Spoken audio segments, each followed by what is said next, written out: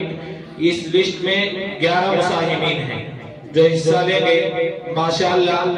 2 مساہمین کی تقریریں ہو چکی ہیں، تو آئیے مساہم نمبر 3 عبداللہ ننجھیرا، عنوان ہے جہیز اور ہمارا معاشرہ۔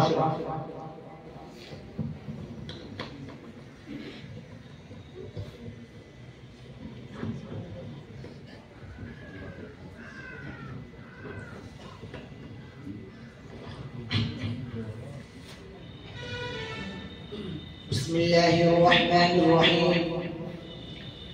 الحمد لله وكفى وسلام على عباده الذين اصطفى أما بعد فقد قال النبي صلى الله عليه وسلم من تزوج امرأة لعزها لم يزد الله إلا بالله ومن تزوجها لمالها لم يزد الله إلا فقرا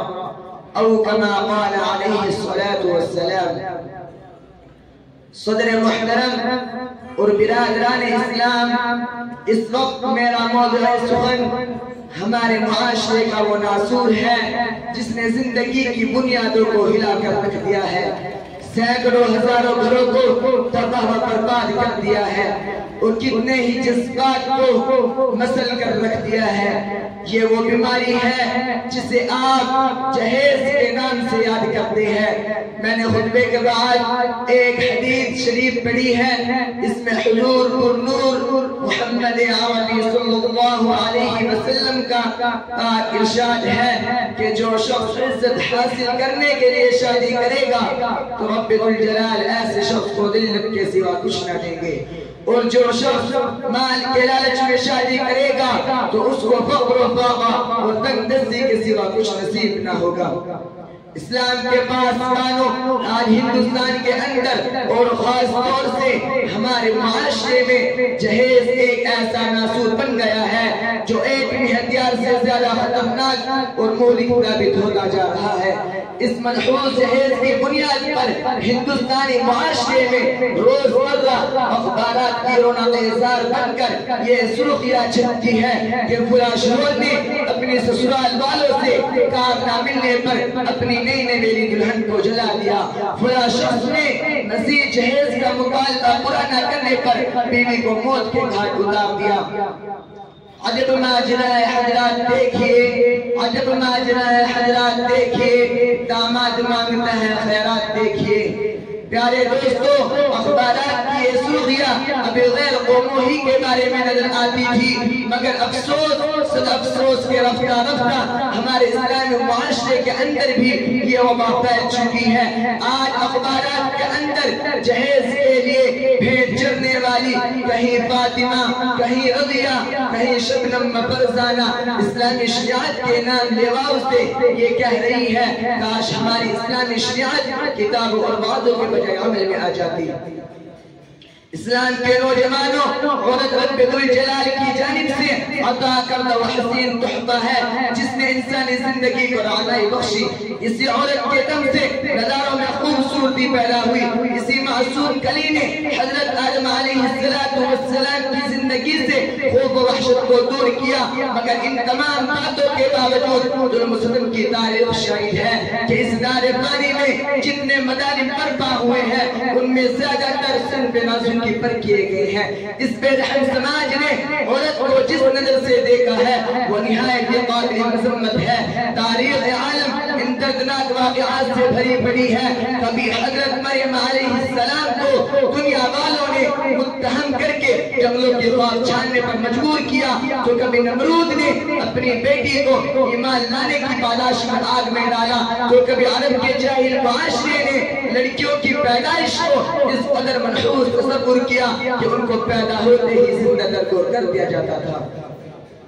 محترم حضرات، آج بھی ان معصوم دوشیزاؤں پر ظلم و ستم کے پہاڑ توڑے جا رہے ہیں۔ جبر و تشدد کی خاردار جھاڑیاں ان کی راہ میں حائل ہے۔ آج بھی ان عورتوں کے ارمانوں کا خون کیا جا رہا ہے۔ غریب گھرانے کی بچیوں پر خدا کی زمین اپنی وسعت اور کشادگی کے باوجود تنگ ہو رہی ہے۔ ساری دنیا پر یہ بات روز روشن کی طرح آیا ہے کہ کہ جس گھر میں لڑکی جوانی کی دہلیز پر قدم رکھتی ہے اسی وقت سے والدین کی نیند حرام ہو جاتی ہے، زندگی کا ہر لمحہ سانپ بن کر ڈسنے لگتا ہے۔ ایک طرف لڑکی کی اٹھتی ہوئی جوانی ہوتی ہے تو دوسری طرف جنسی بھیڑیوں کی اٹھتی ہوئی نگاہیں ہوتی ہیں، تو تیسری طرف پڑوسیوں کی چھیمی گوئیاں ہوتی ہے۔ والدین اس گلاب کے پھول کو سجانے کے لیے جب کسی لڑکے کی تلاش کرتے ہیں تو جہیز کے مطالبات ان کے ارادوں کو وہی مسمار کر دیتی ہے۔ ارے جہیز کے ٹھیکیداروں، کان کھول کر سن لو، ذرا دیکھو سید الانبیاء تاجدار بطحہ احمد مجتبی محمد مصطفیٰ صلی اللہ علیہ وسلم کی پیاری اور لاڈلی بیٹی حضرت فاطمہ رضی اللہ عنہا کا عقد مسنون کس انداز سے ہوتا ہے کہ جسم پر جو چادر ہے اس میں 16 پیول لگے ہوئے ہیں، اور بنت رسول ہونے کے باوجود پیادہ